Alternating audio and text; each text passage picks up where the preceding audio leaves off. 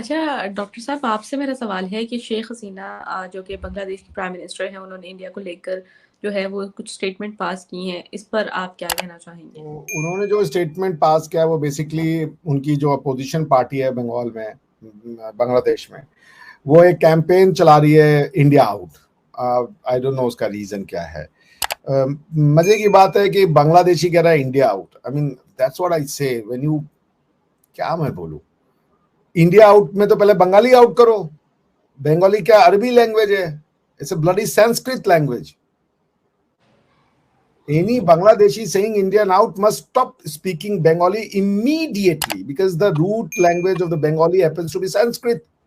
It's not Urdu. Urdu से तो लड़के तुमने बंगाली के लिए तो उर्दू से लड़ाई लड़ी है।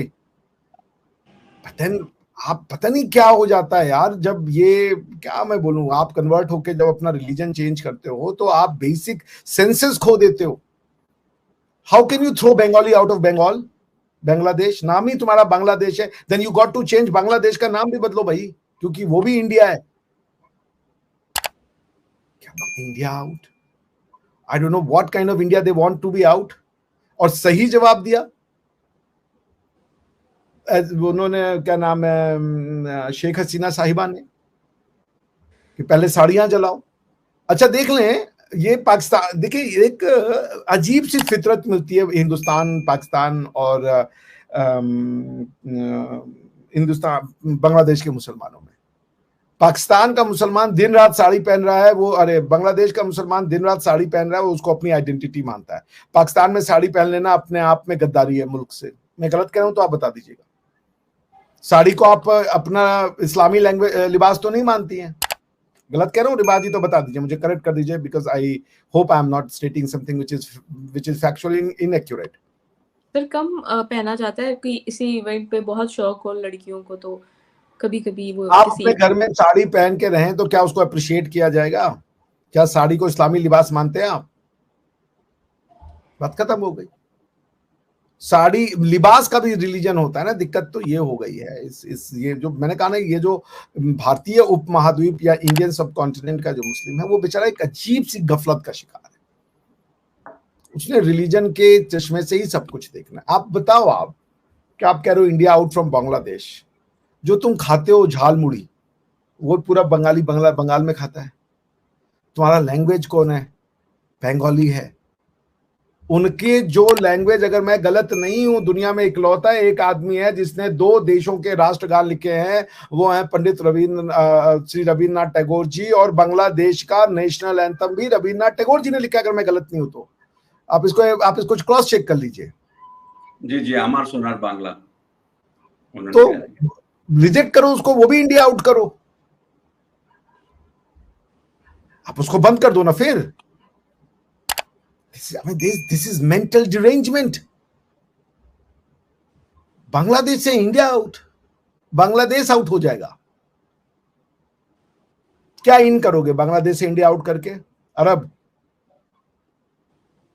This is beyond in any kind of sanity. ये पागलपन है। और अब इस पे क्या बोले? मैं ऐसे सैकड़ों example, a Bengali saying that India out. What is India? India से पूछो इंडिया क्या? Pluralism is India. Bengali is India, Tamil is India, Telugu is India, Oriya is India, यहूदी is India, Hindu is India, Christian is India, Muslim is India. चूंकि वेद इतना वृहद है, वो आपको कहता है एकम सत बहुधा विप्राह वदंती, जो मानना है मानो, तुमको तुम्हारा भगवान मुबारक। हमें नहीं कहते कि तुम्हारा वाला गलत है, हमारा वाला सही है। तो सब है उसमें। Levi ji, he is as Indian as I am. क्योंकि जब हमारा ये कहता है एकम सत बहुधा विप्राह वदंती, तो मुझे भी कहता है कि जब मैं कहता हूं कोई भगवान ही नहीं है, वो उसमें भी आ जाता है, जो तुम्हारा सच हो तुमको।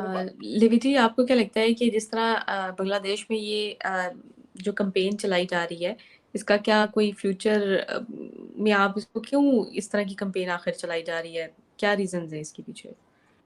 हालांकि सबसे ज़्यादा ट्रेड ही जो बांग्लादेश की है वो इंडिया के साथ है और मतलब रिलेशन बहुत बेहतर है।